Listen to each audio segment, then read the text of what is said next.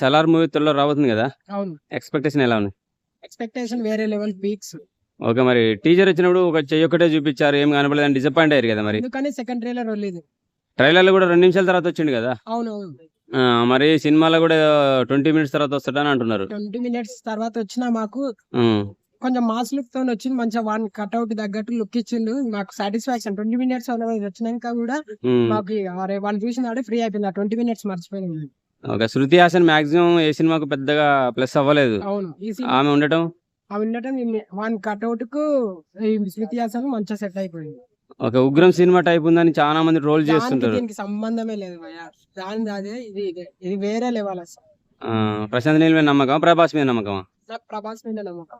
అంటే సినిమాలో 20 minutes late వచ్చినా పర్లేదంట first. Prashanth Neel already prove చేసుకున్నాడు ఇది KGF తోని. ఓకే, సినిమాలో 20 మినిట్స్ లేట్ వచ్చినా పర్లేదంట. అయితే లేట్ వచ్చిన వన్ చూసిన తర్వాత మనం సాటిస్ఫై అయిపోయినాం ఆల్రెడీ. వాళ్ళ రిలేషన్ ఏమనిపిస్తుంది నీకు? బ్రదర్స్ అనిపిస్తుందా, ఫ్రెండ్స్ అనిపిస్తుందా ఇద్దరు? వాళ్ళ రిలేషన్ ఎట్లా అంటే బ్రదర్ ఫ్రెండ్స్ లాగా అనిపిస్తుంది.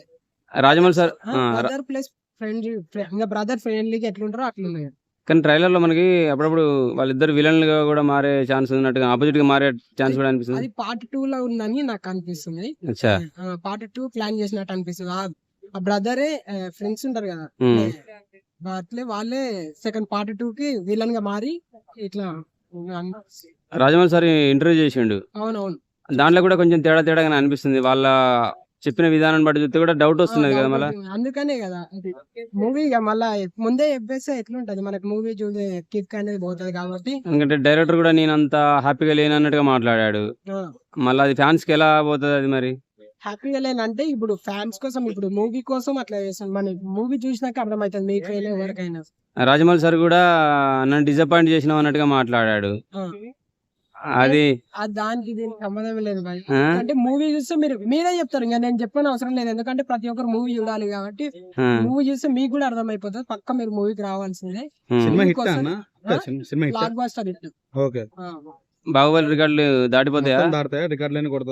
బాహుబలి హక్క అయితే దీని KGF రికార్డ్ అయితే బదులైపోతాయి. ప్రశాంత్ నీల్తో తీసుకోవాలి. టీను ఆనంద్ ముసలాయన వచ్చి చూసిన టీజర్ లా ఫస్ట్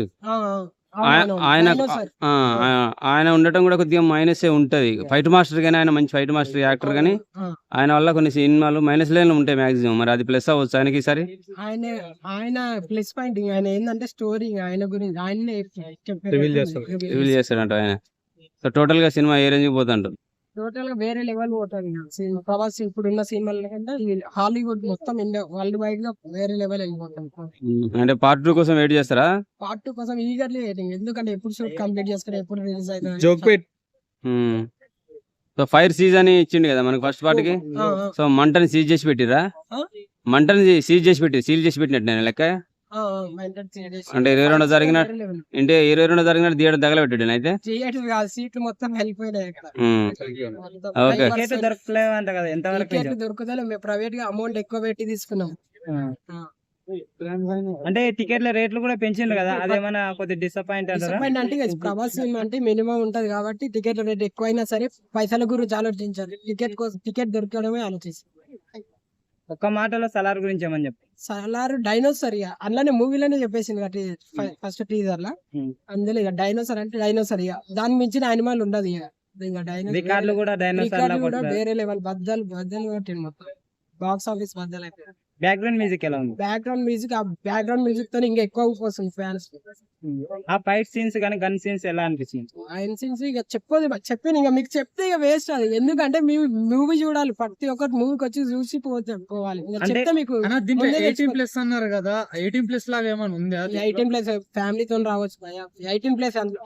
18+ ఎందుకు మనకు ఏ సర్టిఫికేట్ మూవీస్ ఇట్లా అయితే 18+ కానీ ఇది వేరే ఫ్యామిలీతో అందరు చిన్న పిల్లలు కూడా రావచ్చు. కొందరు KGF అది దానికి సంబంధమే లేదు, అది వేరే కంటెంట్, ఇది వేరే కంటెంట్. అన్న ఉగ్రంతో చాలా మంది పోచారన్న. ఇప్పుడు ఎట్లుంటారు హేటర్స్ ఉంటారు, దాలు ఎట్లుంటది దాంతో పోలుస్తారు. ఇది KGF Part 3 అని పోలుస్తారు, ఉగ్రం అని పోలుస్తారు. ఇక హేటర్స్ పోలుస్తారు తప్ప మినిమం వేరే. క్లైమాక్స్ లో ఏమైనా ఇంటి ఇచ్చవచ్చు అంటావా?